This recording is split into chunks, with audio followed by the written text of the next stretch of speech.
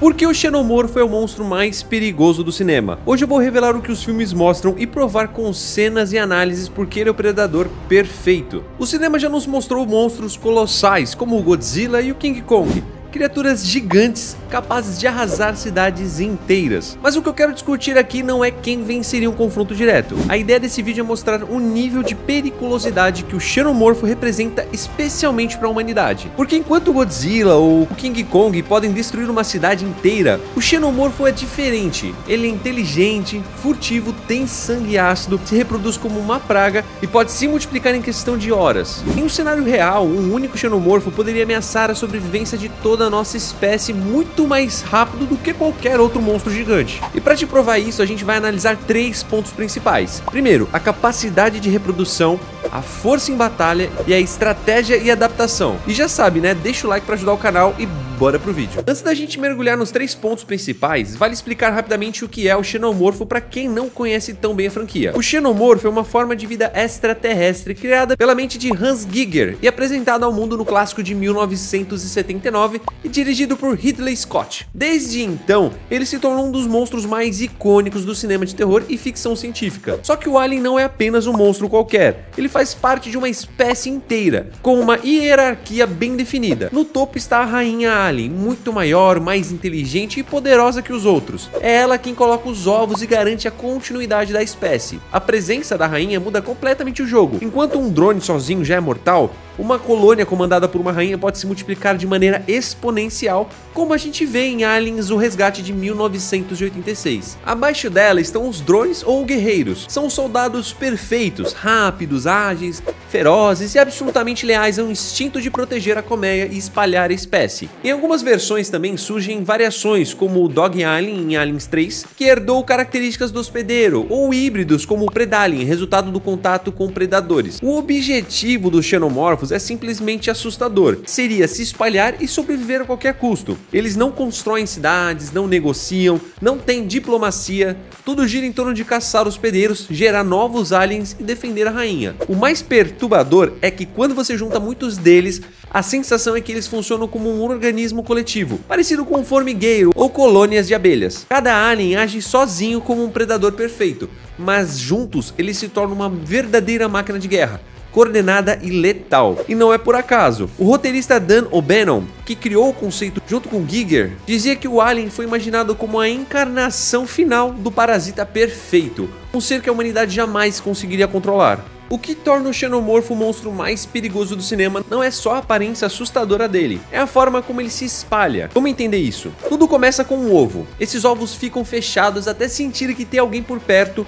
Quando isso acontece, de dentro sai uma criatura que parece uma mistura de caranguejo com aranha. No filme chamam isso de facehugger, mas basicamente é o abraçador de rosto. Ele pula na vítima, gruda no rosto dela com os dedos e enfia um tubo na garganta, colocando o embrião lá dentro. Quem viu Alien de 1979 deve lembrar da cena onde o Kane é atacado exatamente assim, quando entra numa nave abandonada. Depois de um tempo que pode variar de algumas horas até quase um dia, esse abraçador cai morto. E aí vem a parte mais famosa dos cinemas. O hospedeiro acorda, parece estar bem, mas do nada o peito dele explode e surge a criatura do Alien. Tem a cena icônica da refeição do Kane, no primeiro filme, em que o bicho pequeno que parece uma minhoca com dentes sai de dentro dele. Esse alienzinho foge, se esconde, e aqui está o detalhe mais assustador. Em questão de poucas horas, ele cresce e vira um monstro adulto completo. A Ripley até fala em Aliens que um único bicho conseguiu acabar com a tripulação inteira da Nostromo em menos de um dia. Segundo a fandom Xenopedia, esse crescimento do Alien pode variar de 1 a 24 horas, dependendo do tipo do Alien. Mas em situações comuns, o processo é tão rápido que pode durar apenas 8 a 12 horas. E há até fãs que sugerem que, em certas circunstâncias, esse desenvolvimento poderia ocorrer em questão de minutos. Mesmo quando você acha que ainda tem o tempo, o monstro já está pronto ali para te atacar. Um exemplo disso acontece em Aliens de 1986, quando os fuzileiros chegam à colônia em LV-426 eles encontram quase 160 pessoas já presas nas paredes,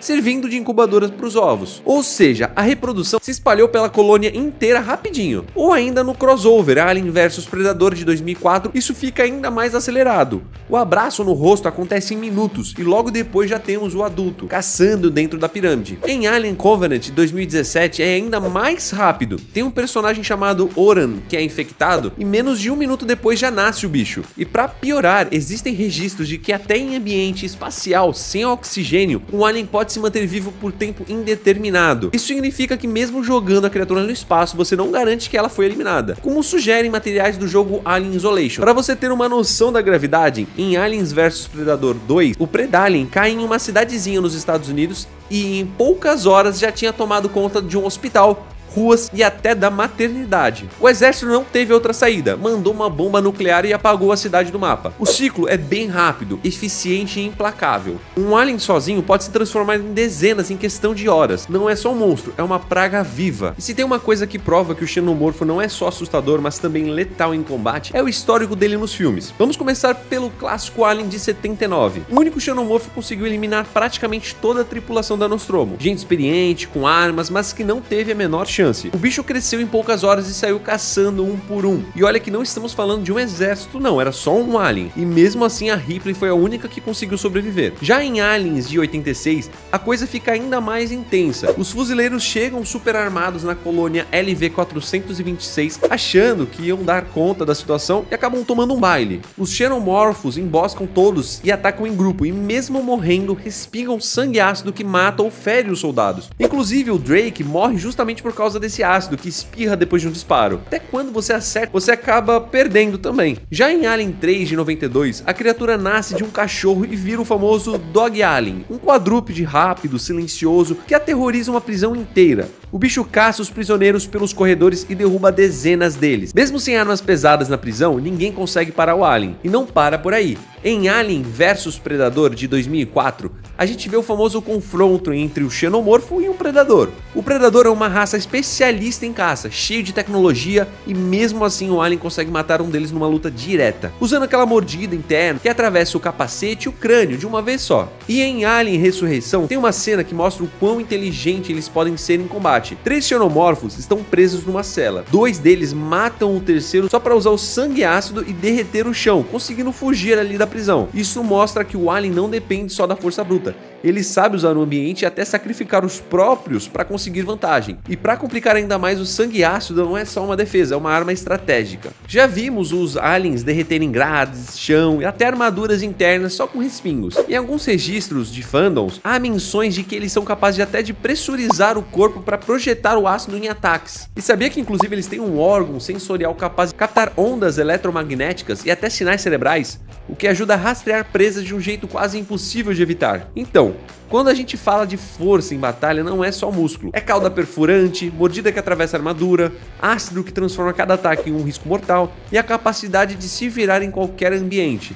Nave, prisão, colônia, pirâmide, até debaixo d'água. Aliás, falamos dos filmes, né? Aproveita e já fala aqui entre os filmes dessa franquia maravilhosa qual é o seu filme favorito. Agora, se no combate direto o xenomorfo já é praticamente imparável, espera até a gente falar da parte de estratégia e adaptação. Se tem uma coisa que faz o xenomorfo ser ainda mais perigoso, é justamente esse ponto. É um exemplo disso? Em Aliens, os marines estão todos preparados, cheios de arma dentro da colônia, e do nada a energia acaba. E não foi falha técnica não.